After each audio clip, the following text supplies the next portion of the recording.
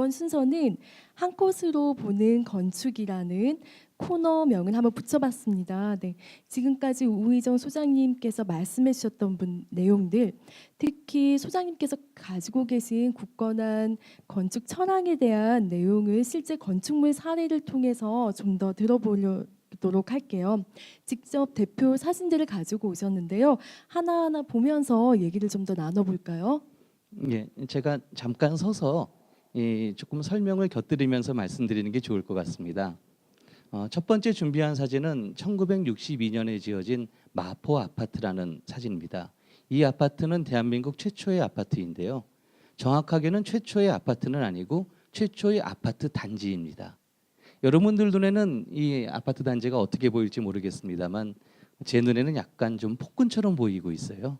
그 이유를 좀 간단하게 설명을 드리자면은 이 아파트 단지 안에도 수많은 골목길과 작은 필지들이 빽빽히 있었을 것입니다. 근데 어느 날 갑자기 주변과의 대화를 단절하고 나는 이 아파트 단지야 하고 굉장히 커다란 메스가 들어가게 됐어요. 그래서 예전엔 이어졌을 법한 골목길들이 여기서 끊어지게 되는 것이죠. 그래서 제 눈에는 이게 사람의 생활을 편리하게 할 수 있는 좋은 새로운 주거 문화일 수 있으나 이곳에 있었던 원래의 질서를 깨트리는 조금 폭군이다. 이런 생각이 들어서 여러분께 한번 설명을 드렸습니다. 물론 무조건 나쁜 것만 있는 건 아닙니다. 굉장히 좋은 점도 있겠죠.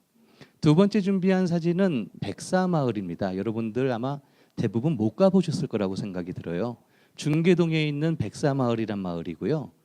흰 뱀은 없습니다. 그냥 중계동 백사번지예요. 그래서 사람들이 여기를 그냥 백사마을이라고 부릅니다.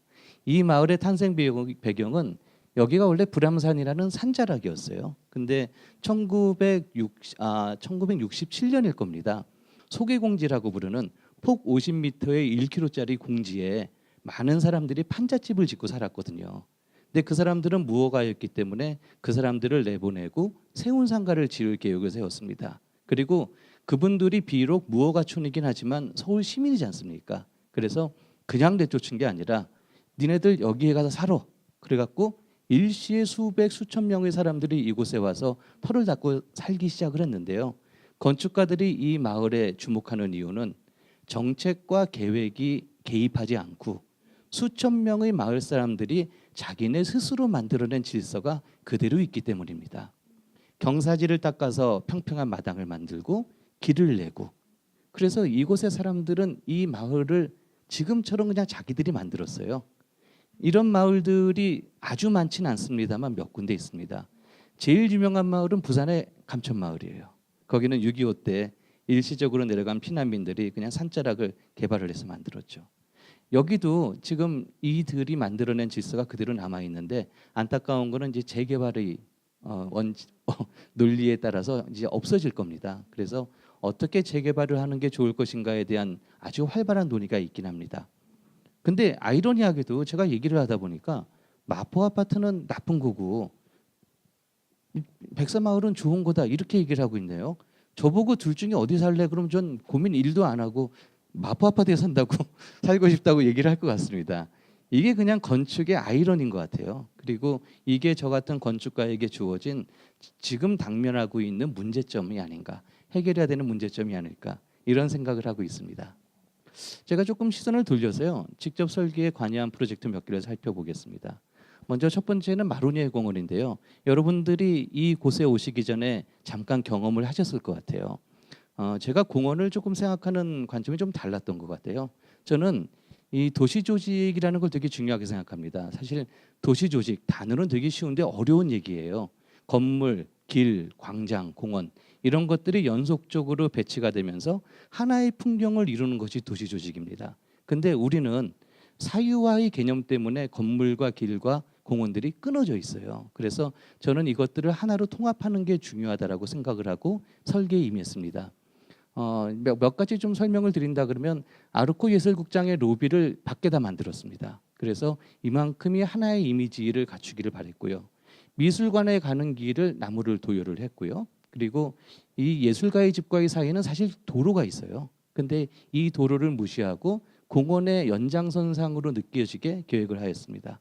그렇게 계획을 하다 보니까 나무를 심을 때가 너무 적은 거예요. 그래서 저는 제 있는 힘껏 마로니에 공원의 나무를 다 뽑았습니다.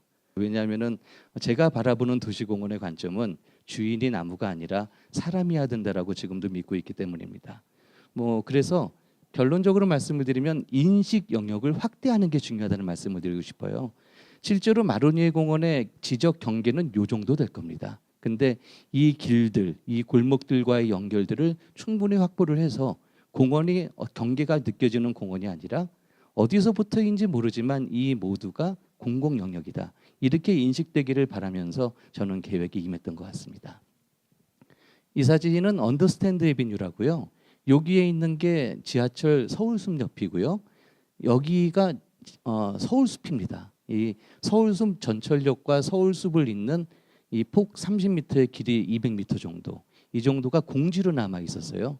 여기에 제가 컨테이너를 활용을 해서 언더스탠드 에비뉴라는 공간을 만들었는데 이 공간을 계획할 때에 저에게 작용했던 철학적 논리가 있었습니다. 서구적 사상이긴 한데 어떤 공간을 계획할 때에는 수목이론이 기본이에요. 뿌리가 있어야 줄기가 있고 이파리가 있고 열매가 맺힌다는 개념입니다. 여러분들이 이렇게 생각하시면 쉬워요. 고딕 성당을 떠올리면 됩니다. 엄정한 질서의 대좌우 대칭. 뭐 이런 것들이 수목이론에 의해서 설계된 건물이라고 생각을 하시면 됩니다. 근데 저는 이런 생각을 해봤어요. 언제부터 사람들이 여기를 정면이라고 부르지? 이게 왜 건물의 측면이지? 여기는 왜 뒷면이지? 세상의 건물의 측면 벽면이 어디 있습니까? 모든 면이 정면이겠죠. 그래서 저는 여기에 반대되던 이론으로 역시 그 서양의 철학자 들레즈가 만드는 건데 리좀이라는 이론을 떠올리게 돼요. 이 리좀이라는 이론은 수목이론에 대치되는 개념이라고 생각하시면 됩니다. 제일 쉬운 건 잔디 생각하시면 돼요. 조금 더 쉬우면은 중심이 옮겨지죠. 그리고 조금 더 빼내면은 구조가 바뀌고요. 많이 심다 보면 영토가 바뀝니다. 지금 말씀드린 요 세 가지 요소, 중심이 바뀌고 구조가 바뀌고 영토가 바뀝니다. 이 세 가지 요소가 리조모의 근간이고요. 저는 그 개념으로 한번 설계를 해본 겁니다. 이 컨테이너라는 놈은 디자인을 열심히 한다고 해결되는 얘기는 아닌 것 같아요. 조금 더 붙인다고 이상하지 않고요. 여기서 몇 개를 덜어내도 이상하지 않습니다. 정면, 측면 따로 없고요. 잘 봐도 디자인이 잘 된 것 같지는 않습니다. 저는 그래서 오브제가 아닌 공간을 설계하고자 하는 개념으로 이러한 설계 경험이 한번 있었던 것 같아요. 이게 좀 가까이서 본 사진이 되겠고요. 그 다음에는 지금 이제 지어졌는데요. 이화 정동 빌딩이라고 정동에 있는 건물입니다. 제가 그 설명을 좀 드려야 될 것 같은데 정동에 건축을 한다는 건 되게 어려워요. 왜냐하면 정동이라는 곳은 옛날에 그 서구 열강의 각축장이기도 하고 우리 수도 서울에서도 굉장히 중요한 공간이기 때문입니다. 옆에 보이는 이 건물이 캐나다 대사관이라는 건물이에요. 근데 이 원래 대사관은 국제법에 의해서 자국 건축가가 설계합니다. 그러니까 해외에 있는 한국 대사관은 한국 사람이 설계해요. 마찬가지로 정동에 있는 캐나다 대사관은 캐나다 사람이 설계를 했습니다. 근데 안타깝게도 제 시각으로는 정동길의 질서를 조금은 해치는 거라고 저는 생각을 했어요. 왜냐하면 디자인된 코드나 높이 그리고 적용된 재료 이런 것들이 정동의 질서하고는 잘 안 맞는 것 같았습니다. 그래서 이게 제가 설계한 건물인데요. 저한테 주어진 거는 그냥 한 가지였어요. 10층짜리 업무시설. 이거를 멋있게 지어달라. 그래서 제가 앞에 설명드린 대로 미학과 인문학과 윤리학을 간단하게 좀 구분해서 설명을 드리겠습니다. 미학적인 거는 뭐 제가 열심히 스케치해서 밤새서 고민했으니까 그건 그렇게 설명이 될 것 같고요. 인문학적 요소라는 거는 이곳에 무엇을 담을 것인가, 가장 정동의 예의 적정한 프로그램은 무엇인가, 규모는 무엇인가 이런 식의 얘기입니다. 저한테 주어진 프로그램은 업무시설이기 때문에 저는 이 동네의 업무시설을 한 100개 정도를 조사를 했어요. 적정한 규모는 얼마인가. 그리고 주변의 부동산 전문가와 컨설턴트를 인터뷰를 해서 제 나름대로의 리서치를 합니다. 그래서 그렇게 얻은 결과가 임대 단위 공간이 100평 정도가 적당하다.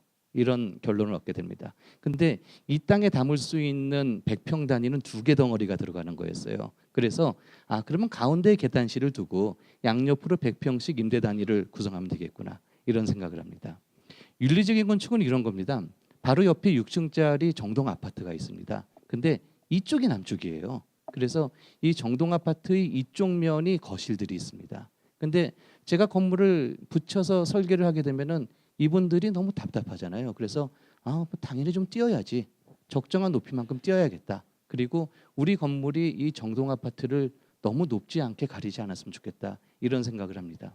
두 번째로는 캐나다 대사관에서 5층에서 9층까지 여기가 대사관 직원들의 숙소로 쓰이고 있어요. 근데 마찬가지로 제가 이게 주어진 조건에서 10층짜리 건물을 지으면은 이분들이 굉장히 답답하겠죠. 이분들은 창이 한쪽밖에 없는 상황이니까. 그리고 요 안쪽에는 프란체스코 교육회관의 정원이 있습니다. 그래서 이쪽에 높은 메스를 구성을 해서 이 정원을 우리 뜰처럼 쓰면 좋겠다. 이런 생각을 하게 되고요. 이 캐나다 대사관과 뒤에 있는 건물 사이로는 멀리 예원학교가 보입니다. 그래서 여기도 마찬가지로 고층 건물이 이쪽으로 시선이 튀면 좋겠다. 이런 생각을 직감적으로 하게 됩니다. 그래서 프로그램에 대한 얘기, 배치에 대한 얘기 이런 상황이 끝난 다음에 자기부지부터 설계를 해야지라고 했더니 설계의 반이 끝나 있는 거예요. 이건 굉장히 놀라운 경험입니다. 이거는 제가 미학적인 관점에서만 설계한 것이 아니라 인문학적인 배경과 윤리학적 접근을 하다 보니까 이런 식으로 설계가 굉장히 쉬워지더라는 거죠. 물론 이건 하나의 사례로 말씀을 드린 거예요. 이렇게 설계하는 건축가도 있다는 말씀을 드리고 싶었고요. 이게 이제 멀리서 본 사진이거든요. 길을 다닐 때에는 이 건물이 5층짜리 건물로 인식이 됩니다. 이 내용을 건축주를 설득하는데 한 서너 달 걸렸습니다. 되게 어려웠어요. 왜냐하면 대부분의 건축주들은 내 건물이 커 보이길 원하고 10층의 위용이 있길 바라거든요. 이렇게 전면에서 나지막한 건물로 보이게 계획하는 것을 설득시키는 건 저한테도 많은 어려운 일이었던 기억이 납니다. 자, 이게 제가 준비한 사진 중에 좀 마지막 사진인데요. 이화여고 100주년 기념관이라는 건물이에요. 역시 정동에 있습니다. 제가 이게 중요한 사실만 좀 팩트로 설명을 드리도록 할게요.